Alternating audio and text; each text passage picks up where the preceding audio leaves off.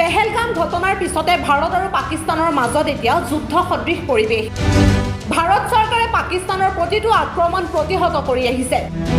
তদুপৰি দেশৰ বিভিন্ন ৰাজ্যত মক ড্ৰিলো কৰা হৈছে। যেন ভাৰত চৰকাৰ সেনা বাহিনীৰ লগতে জনসাধাৰণো সাজু হৈছে যিকোনো পৰিস্থিতিৰ বাবে। এই সন্দৰ্ভতে আজি সাম্প্ৰতিক বাৰ্তাই দেশৰ জনসাধাৰণৰ মনৰ কথা জানিবলৈ চেষ্টা কৰোঁ। ভাৰত আৰু পাকিস্তানৰ মাজত বৰ্তমান যুদ্ধ সদৃশ পৰিৱেশ। পাকিস্তানে যদি আক্ৰমণ কৰিছে ভাৰতেও প্ৰত্যাক্ৰমণ দিবলৈ পিছু হোৱা নাই।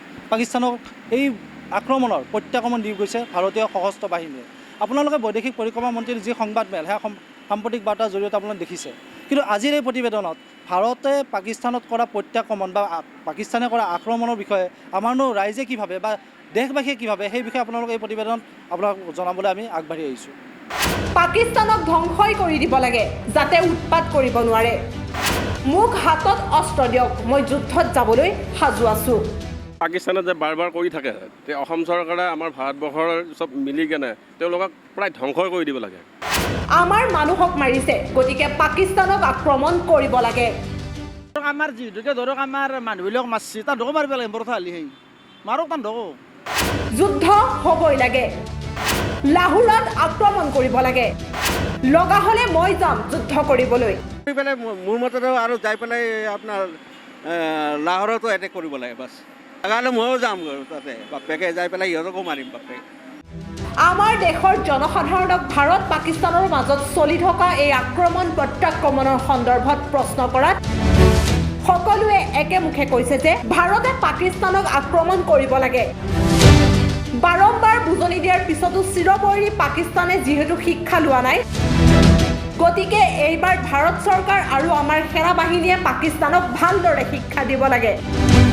লগতে তেওঁলোকে কয় যে যদি ভাৰত আৰু পাকিস্তানৰ মাজত যুদ্ধ সঁচাকৈ হয় তেন্তে যিকোনো পৰিস্থিতিৰ সৈতে মোকাবিলা কৰিবলৈ সাজু থকা বুলি উল্লেখ কৰে। প্ৰয়োজনত নিজেই যুদ্ধ কৰিবলৈ যাম। ইণ্ডিয়ান আৰ্মি পুৰা চেলিউট আমাক প্ৰটেক্ট কৰিছে। সেইটো কথা আপুনি এইটো হেৰি কৰিব নোৱাৰোঁ। চৰকাৰে যি কৰি আছে একদম ঠিক কৰিছে। এইটো একদম মই ফুল ছাপোৰ্ট। যদি ইণ্ডিয়াত যদি সঁচাকৈ যুদ্ধ হৈ যায় ইণ্ডিয়াৰ লগত, ইণ্ডিয়া তাত হেৰি আছে, ডিফেন্স হেৰি আছে, কয় বোলে সকলো ভাৰতীয় আগুৱাই আহিব লাগে, আগুৱাই আহিবই লাগিব। এজ এ ইণ্ডিভিজুৱেল মই আগুৱাই যাম আৰু নিজৰ দেশৰ কাৰণে আমি মৰিব লাগিব। আমাৰ চল্ডাৰ দেশত বৰ্ডাৰ প্ৰটেকশ্যন দি আছে, তো আমি নিজৰ দেশত হেৰি কৰিবই লাগিব। এইটো হেৰি নহয়, আমাক দেশে আমি দেশৰে হাৱা পানী খাই আছোঁ, চ' আমি দেশৰ প্ৰটেক্ট কৰিবই লাগিব। যুদ্ধৰ কাৰণে সাজু যুদ্ধ আমিতো নিজে যাব নোৱাৰোঁ। আৰ্মিৰ স্পেচিয়েল ট্ৰেইনিং সিহঁতে মাৰিব, কিন্তু যেতিয়া এটেক হ'ব আমি নিজে এজ এ চিভিলিয়ান আমি নিজকে বচাব হ'লে প্ৰটেক্ট কৰিব লাগিব। প্ৰটেক্ট কৰিব লাগিলে সেই মক ড্ৰিল যিটো ক'লে আমি নিজকে ছেফটিৰ কাৰণে সেইটো হেৰি কৰিব লাগিব। তেনেকুৱা যুদ্ধ এতিয়া ধৰক তাহাঁতৰ মোৰ কথাটো হ'লে কোনোবাই মাৰিলে সিহঁতক মাৰিব লাগে। নিৰ্দোষী মানুহ মাৰছি তাহাঁতকো মাৰিব লাগে, সেনেই কথা আৰু বেলেগ কথা একো নাই। পাকিস্তানতো ফালৰ পৰা আপোনাৰ আক্ৰমণ কৰিয়ে আছে, বাৰে বাৰে ভাৰতে মানা কৰাৰ পিছতো কৰি আছে। আমাৰ মানুহ নিৰি মৰি আছে, সেনা জোৱান শ্বহীদ হৈয়ে আছে। আপুনি কি ক'ব পাকিস্তান চৰকাৰ আৰু লগতে ভাৰত চৰকাৰ কি ক'ব বিচাৰে? কি ক'ব বিচাৰোঁ এতিয়া ধৰক আমাৰ যিহেতুকে ধৰক আমাৰ মানুহবিলাক মাৰছি তাহাঁতকো মাৰিব লাগে। বৰ কথা হ'লে সেই মাৰক তাহাঁতকো। আপুনি মোক মাৰি থাকিব, আপোনাক মই নামাৰা থাকিম নেকি? আপোনাকো মাৰিম মই। মাৰত মই মূল্য আপুনি মূল্য কিবা এটা হ'ব আৰু সেই কথা আৰু বেলেগ কথা একো নাই। মাৰিলে মাৰিব লাগে, এইটো সঁচা কথা।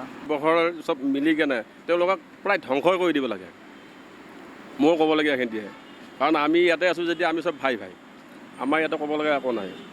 তেওঁলোকক একদম নিশেষ কৰি দিব লাগে। অলপ কৰি কেনে বাদ দি তেওঁলোকে বাৰ বাৰ এনেকুৱা কৰি লাভ নাই। গতিকে যিখিনি কৰে একদম পূৰা শেষ কৰি দিব লাগে, মৰি যাব, যাতে আৰু তেওঁলোকে উৎপত্তি কৰিব নোৱাৰে। যদি যুদ্ধ সদৃশ পৰিৱেশ হয়, আপুনি যদি আপোনাক যাবলৈ কয় যুদ্ধলৈ, আপুনি কি ক'ব? যাব ৰেডি, মই ৰেডি, কিন্তু মোক লগত বস্তু দিব লাগিব। মই অকলে যাই লাভ নাই না, যে কিবা মোক দিব। আমাৰ প্ৰতিবেদনত আপোনালোকে ইতিমধ্যে দেখিলেই যে প্ৰতিগৰাকী ভাৰতীয়ই যদি প্ৰয়োজন হয় যুদ্ধ কৰিবলৈ যাব পাকিস্তানৰ সৈতে, তেওঁলোক মানসিকভাৱে সাজু। আৰ্থিকভাৱে বা শাৰীৰিকভাৱে হওক বা নহওকে, কোনোবাটো হয়তো বৃদ্ধ, কোনোবাটো হয়তো ডেকা, কিন্তু তেওঁলোকে এই পাকিস্তানৰ বাৰে বাৰে কৰি থকা যি ভুল বা আমাৰ প্ৰতি কৰি থকা যি আক্ৰমণ, ভাৰতত কৰি থকা আক্ৰমণ, সেই আক্ৰমণৰ প্ৰত্যুত্তৰ দিবলৈ প্ৰতিগৰাকী ভাৰতীয় কিন্তু সাজু আছে। এই প্ৰতিবেদনত আপোনালোকে দেখিলে যে কেৱল ভাৰত চৰকাৰ বা সশস্ত্ৰ বাহিনীয়ে নহয়, প্ৰতিগৰাকী ভাৰতীয় যদি প্ৰয়োজন হয় সীমান্তত গৈ নিজৰ প্ৰাণ আহুতি দিব এই ভাৰত মাতাৰ কাৰণে। এই ধৰণৰ প্ৰতিবেদন চাবলৈ আপোনালোকে চাই দিয়ক সাম্প্ৰতিক বাৰ্তা। ধন্যবাদ।